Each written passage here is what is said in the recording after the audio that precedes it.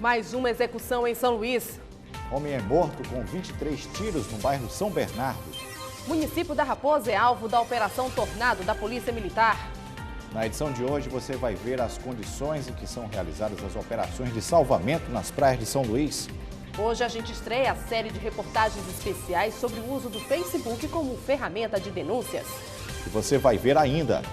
Gasolina com mais etanol. Trem descarrila em São Luís. Começa a vacinação contra a febre aftosa. E as comemorações do Dia do Trabalhador. Tudo isso e muito mais. Agora, no Maranhão acontece.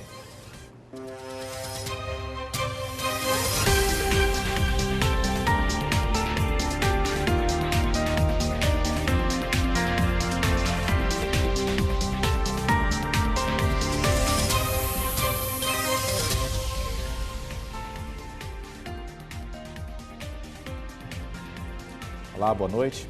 Boa noite para você. E aqui na capital, no bairro do São Bernardo, um homem foi assassinado com 23 tiros de pistola. Jamilson Rodrigues teria sido vítima de uma organização comandada por Júlio Capita. O crime aconteceu à noite e outras pessoas também teriam sido assassinadas com tiros de pistola naquele bairro. Alto índice de violência também na zona rural. Um homem foi assassinado com 17 tiros de pistola. Na última segunda-feira, um menor de idade, conhecido como Papel, foi morto com 25 tiros na pistola. Ele era suspeito na morte do empresário Margion Andrade. No feriado, onde muita gente vai à praia com a família, o que foi constatado foi a falta de guarda-vivas nas orlas da capital. Em alguns pontos faltavam equipamentos de salvamento essenciais para o cidadão. No posto guarda-vidas da Praia do Olho d'Água, alguns bombeiros permanecem sentados na guarita e parecem desatentos ao movimento de banhistas. As cadeiras de observação inutilizadas estão guardadas em uma área do posto. Não há ainda ambulâncias ou qualquer outro equipamento para atender a grandes emergências. No local, praia lotada e a atenção dos pais redobrada em relação às crianças. A população reclama da ausência de bombeiros guarda-vidas para atender a demanda, especialmente em períodos de grande movimentação. A gente está aqui, a gente não está vendo nenhum bombeiro aqui presente, entendeu? Tem muita criança aqui na praia, realmente dormiu, não sai de perto não. Situação parecida em outros pontos da orla marítima de São Luís, como por exemplo na praia da Ponta da Areia. A movimentação de banhistas, principalmente crianças, é intensa, o que também causa preocupação pela falta de bombeiros militares na área. Tento ficar até mais confortável porque está bem aqui a água, então eu fico olhando mais perto. O mesmo acontece nos dois postos de guarda-vidas na Avenida Litorânea. Pouca movimentação de bombeiros e efetivo insuficiente criticam os banhistas. Muita gente deveria ter um número maior de pessoas para atender a demanda, né? Eu entendo dessa forma. E mais um dado negativo sobre o Maranhão. Foi registrado que o estado aparece como um dos que não oferece estudo aos apenados. O Instituto Avante Brasil, especializado no estudo da violência no país, apurou que em Pernambuco, por exemplo, são 191 alunos para 1.000 presidiários. Espírito Santo e Rondônia estão em terceiro e segundo lugar. O Maranhão tem 22 alunos para cada 1.000 presos, ocupando o último lugar. E o medo toma conta dos moradores da Vila Maranhão. Apesar das manifestações nesta semana por conta da insegurança, a violência continua. A comunidade evita até sair de casa, temendo a ação de criminosos. A Vila Maranhão está localizada numa grande área entre Pedrinhas e o Porto do Itaqui, às margens da BR-135. São cerca de 30.000 moradores. As ruas com poucas pessoas, a igrejinha, lembra uma cidade do interior, mas as semelhanças ficam por aqui. A comunidade pertence à área Itaquibacanga, um dos redutos mais violentos da capital. Este morador relata os momentos de pânico que passou no último sábado, quando ladrões invadiram a sua residência. Mas eu estava no quarto deitado, né? Sem televisão. E esse amigo meu estava com o carro parado aqui na porta, eu estava assistindo, né, aquele jogo pela Sky, quando a minha esposa, que eu fiz aqui outra telezinha aqui para ela, eles estavam todos aqui dentro. Aí eles chegaram perguntando por um tal de Ricardo. E o menino foi abrir o portão da informação, se conheceu o Ricardo, eu acho que era mais de 8 horas da noite, era 9. E quando ele abriu o portão, eles abordaram ele e colocaram para dentro. Aí colocou todo mundo nesse quarto aqui. Evaristo disse também que a filha de 6 anos ainda se recupera do susto. É assim, assustados e com medo, que vivem os moradores daqui. Eu tenho medo porque quando eu venho da escola, aí é tudo escuro, a luz tudo apagada. Aí quando dá por mais 10 horas, aí tem cada doido andando aí na rua, eu tenho medo sim. Uma das explicações para a questão da segurança aqui na Vila Maranhão deve ser o isolamento. Nós estamos aqui próximo ao retorno do Itaqui e o bairro fica para cá, são cerca de 4 quilômetros. Daqui até lá só tem indústrias, não tem residência e por isso trafegar aqui à noite é bem complicado. Neste trecho da rodovia que dá acesso à comunidade, encontramos este ponto de ônibus improvisado. Conversei com os moradores e as reclamações só aumentam. Mas qual o motivo da falta de segurança aqui? É porque não tem. Não tem polícia? Aqui é difícil. Não existe. É meio difícil aqui, tudo é difícil aqui. Ambulância, negócio de policiamento, transporte. Este grupo de moradores foi que organizou o protesto na última terça-feira e interditou a BR-135. Eles dizem que uma reunião está organizada para a próxima terça-feira com representantes da polícia. E dependendo do resultado, pode haver novo protesto. Realmente a situação está crítica. A gente sabe que não é só aqui. Todo o Brasil está desse jeito. Mas aqui, que era considerado um bairro pacato, está se tornando um bairro super violento mesmo. No começo da tarde de hoje, 4 vagões de trem da Companhia Ferroviária do Nordeste descarrilaram.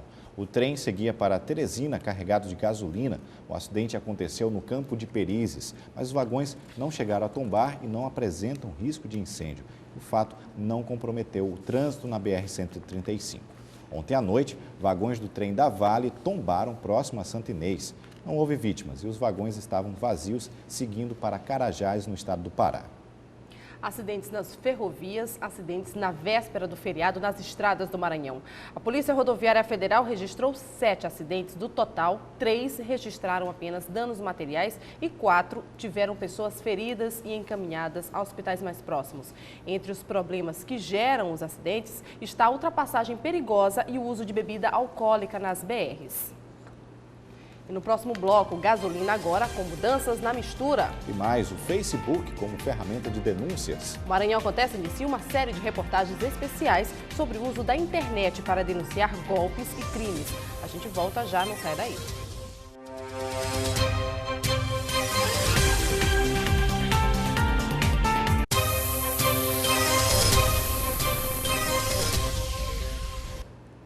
E atenção motoristas, a gasolina vendida nos postos agora vai ter mais etanol. A mudança começa a valer a partir de hoje. Volta a ser vendida a gasolina com 25% de etanol e não mais 20% como estava em vigor. E o que muda no bolso do consumidor? É exatamente a intenção do governo federal, diminuir o valor do combustível depois do impacto do aumento do preço registrado no mês de janeiro. E o aumento de etanol na mistura não prejudica o motor dos carros nem reduz o desempenho. As informações são da Associação Nacional dos Fabricantes de Veículos Automotores. Os motores estão preparados para receber gasolina com porcentagem média de 22% de etanol, mas existe uma margem que permite percentuais maiores ou menores. A medida faz parte de um pacote de ações lançado pelo governo para incentivar a produção de etanol no país. E a colocação de grades de contenção entre a Prefeitura de São Luís e a sede do governo do estado tem incomodado principalmente os motoristas. As grades foram colocadas pela Polícia Militar desde as primeiras manifestações dos professores estaduais, ainda no fim de maio. Logo na subida que dá acesso à Praça Dom Pedro II, já podemos encontrar as grades de ferro.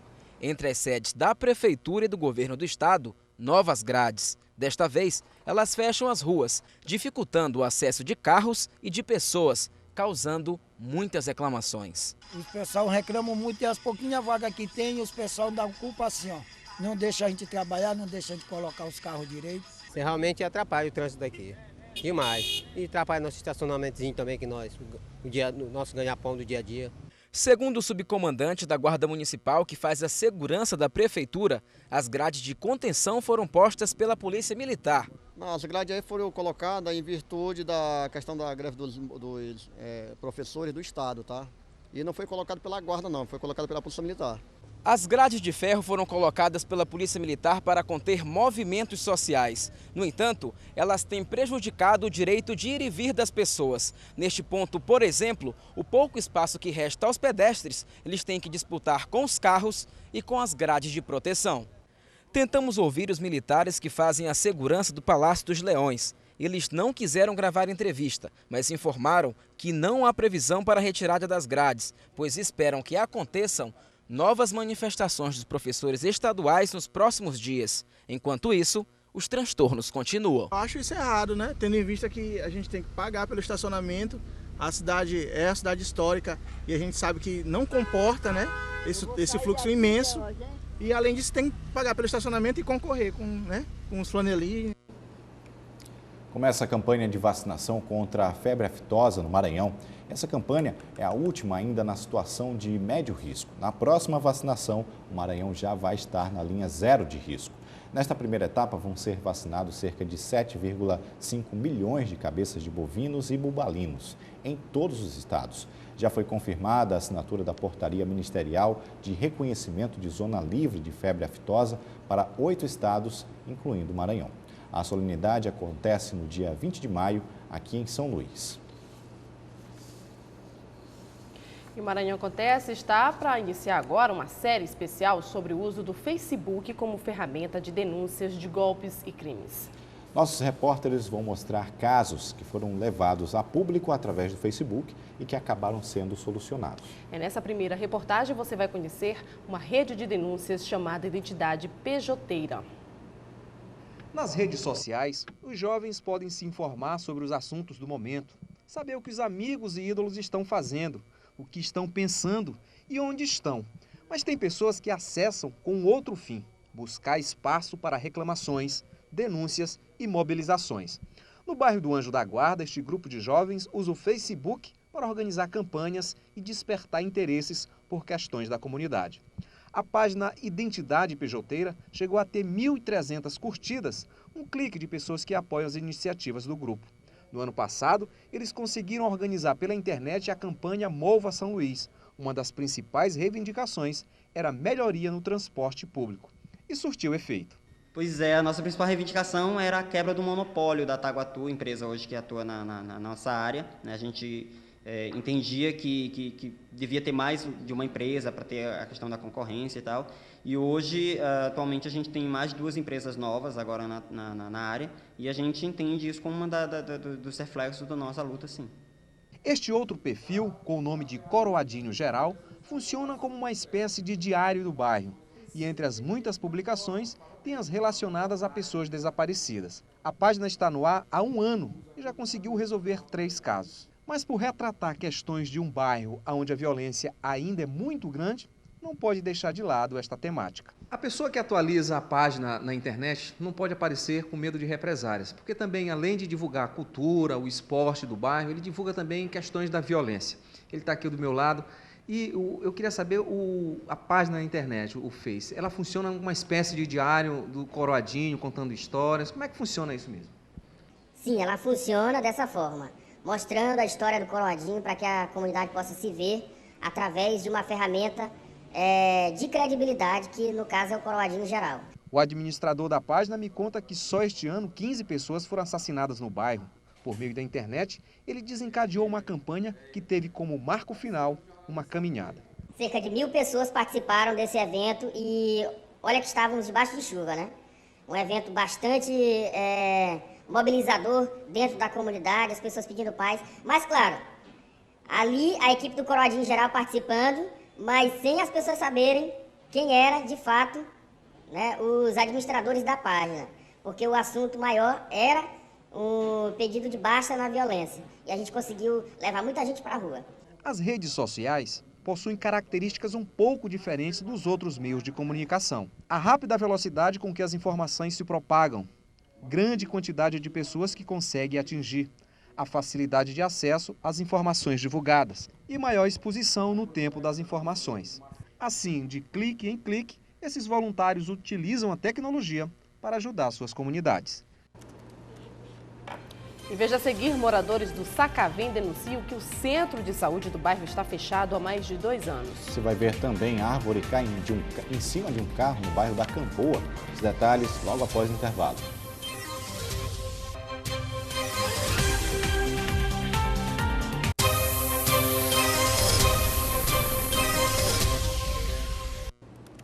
Uma árvore caiu em cima de um carro no bairro da Camboa. O veículo ficou completamente destruído e o trânsito no local ficou ainda mais complicado.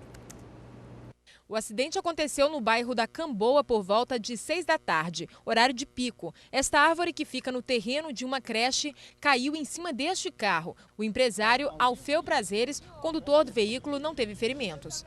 O fluxo estava muito devagar, o fluxo de carro, e a árvore podre caiu em cima do carro. Poderia ter caído em cima de qualquer outro carro.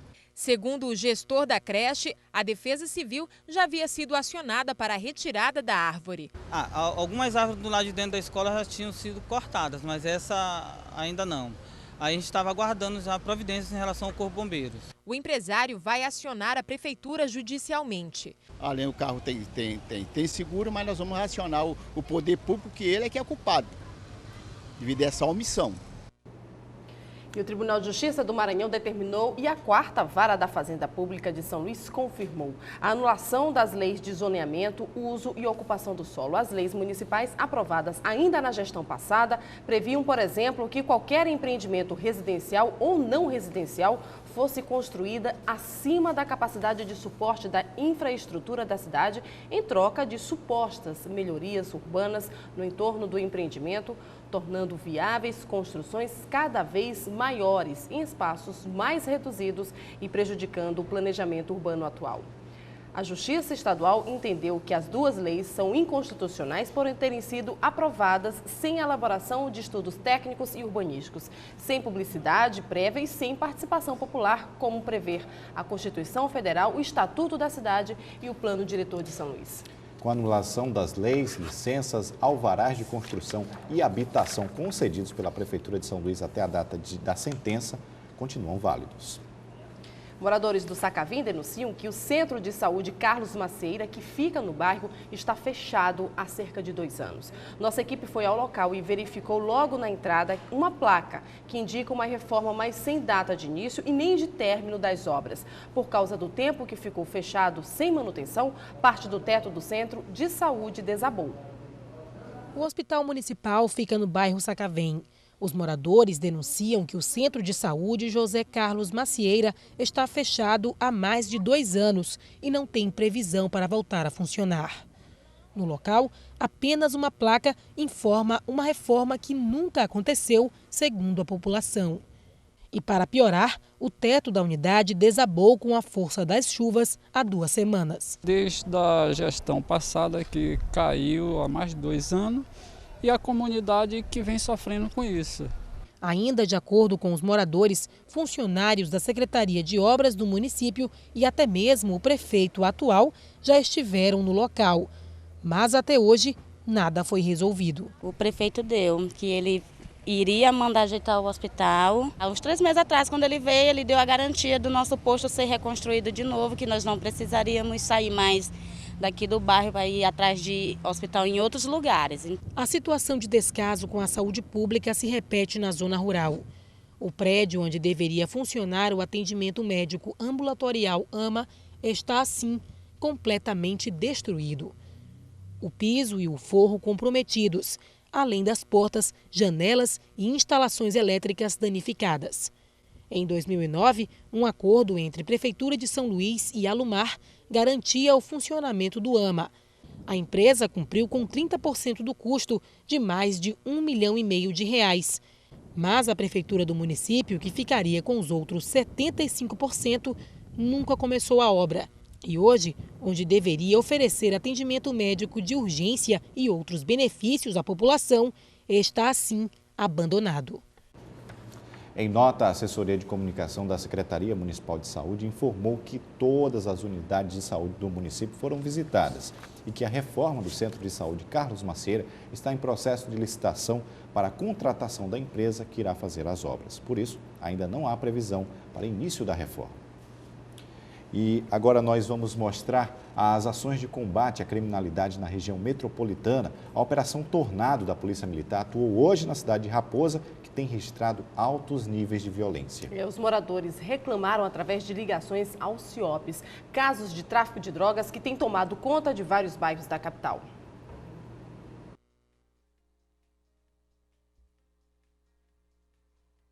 Alvo da Operação Tornado, a região tem sofrido com os altos índices de violência registrados nos últimos meses. São 18 policiais, 5 viaturas e 3 motocicletas. A nossa equipe acompanhou parte da operação com um grupo de policiais liderados pelo Tenente Carrilho. As incursões foram realizadas nas regiões tidas como mais violentas. 3 motocicletas já foi tirado de operação. Essas motocicletas, como estão irregulares e seus condutores também irregulares, possivelmente seria utilizado para fazer atividade ilícita. Atualmente, a Raposa possui mais de 30 mil habitantes. Esse crescimento populacional tem feito surgir várias favelas, lugares onde são registrados a maioria dos crimes. Durante a operação, o tenente recebeu a informação de que esta casa, no Alto do Farol, servia como ponto de vendas de drogas. Mas chegando no local, fomos informados de que a boca de fumo havia mudado. O dono da casa, ele nos informou o seguinte, que a boca de fumo que funcionava nesse local foi mudado para uma outra casa. Então seguimos até a casa junto com a polícia e com o informante. Ele está sendo, no momento, vão apanhar ele em outra viatura lá do lado, colocar uma balaclava, é aquela que fica com o rosto coberto, e a gente vai fazer uma incursão no local onde ele informou.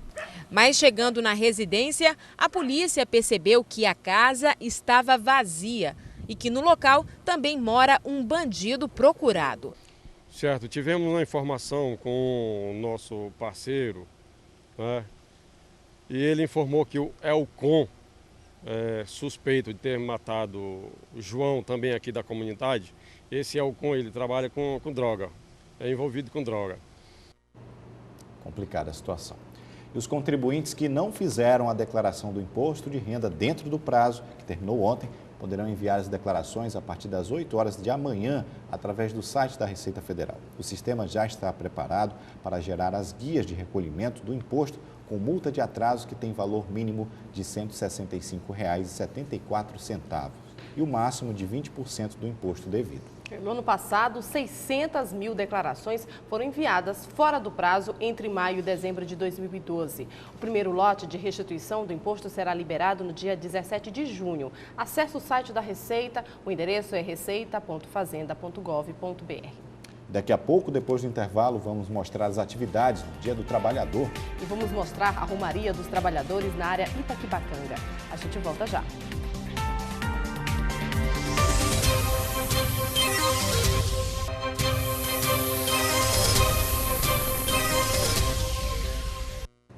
Ministério Público, Corpo de Bombeiros e empresários do setor de supermercados estiveram reunidos para debater sobre os prazos de validade dos produtos. O fornecedor é obrigado a trocar alimentos impróprios para o consumo em até 30 dias.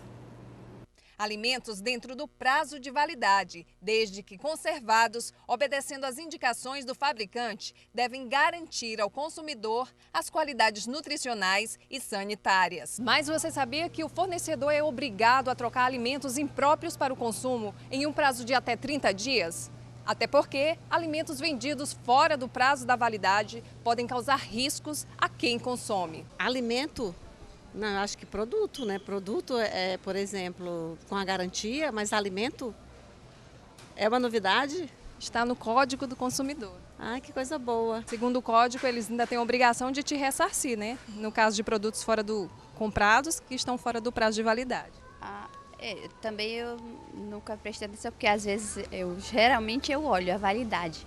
As doenças mais comuns causadas pelos alimentos impróprios para o consumo são a gastroenterite, uma infecção causada por vírus, e o botulismo, intoxicação alimentar que pode até matar. Para esclarecer estas e outras dúvidas, donos de supermercados participaram na tarde desta terça-feira da palestra De Olho na Validade, que contou com a participação do Corpo de Bombeiros e da Promotoria do Consumidor. Qual é a proposta? É que o funcionário e a empresa, o empresário, ele fique mais focado na validade e na condição do produto, para que não haja venda de produto inapropriado ao consumo. O presidente da Associação Maranhense de Supermercados explicou que, apesar das orientações, alguns estabelecimentos não atendem às normas e que a palestra é muito importante. É levar o conhecimento para o nosso público, né, para os nossos associados, para que a gente saiba quais os caminhos que a gente tem que tomar em cada situação.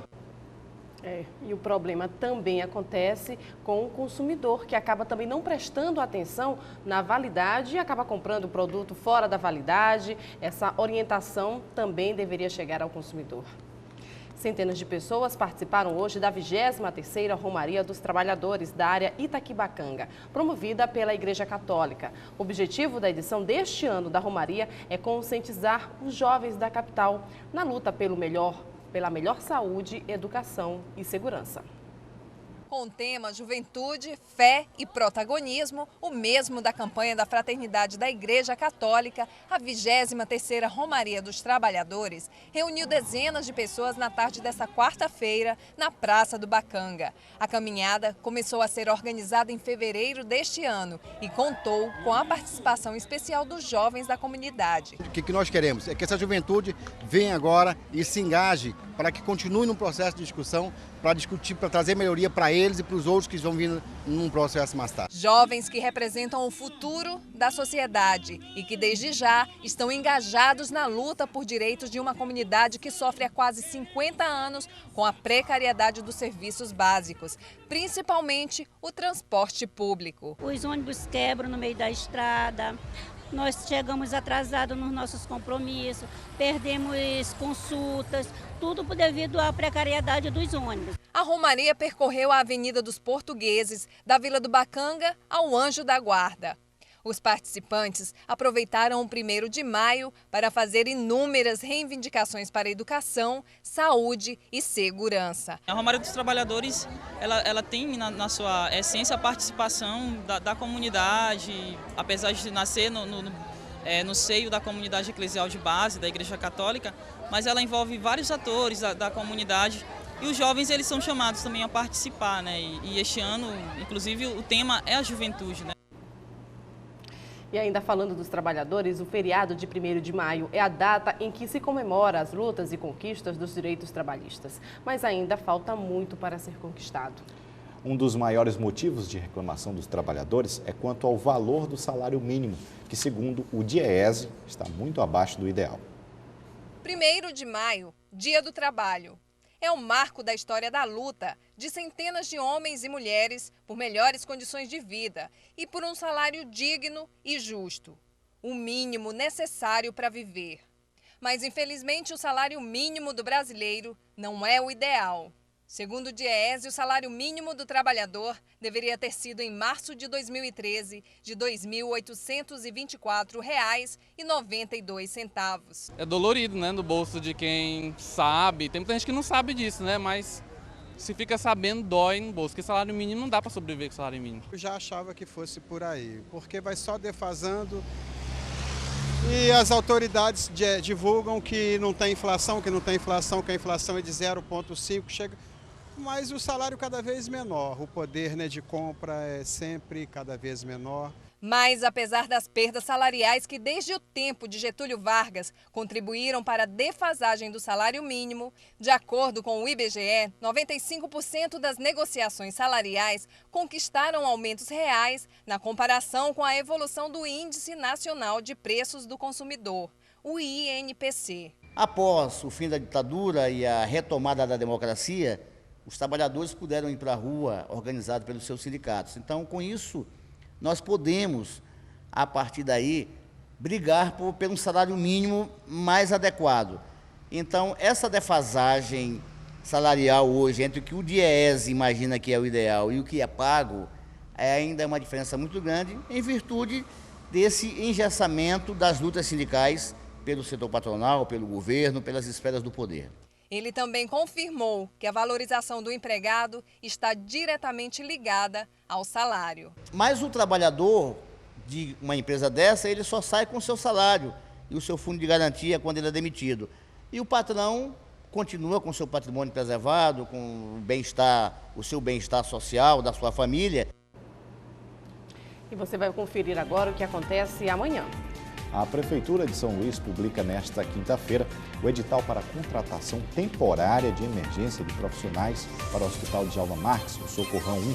As inscrições vão até o dia 14 de maio. E a Federação Nacional dos Estudantes de Administração do Maranhão vai realizar amanhã o primeiro encontro regional de administração. O evento será no Centro de Convenções Pedro Neiva de Santana. Nossa edição de hoje termina aqui. Uma boa noite para você, até amanhã e parabéns pelo Dia do Trabalhador. Para todos nós, trabalhadores. Uma boa noite para você e eu volto daqui a pouco às 11h30 da noite com o resumo do dia no Dia News. Até lá. TV Guará, diferente por natureza.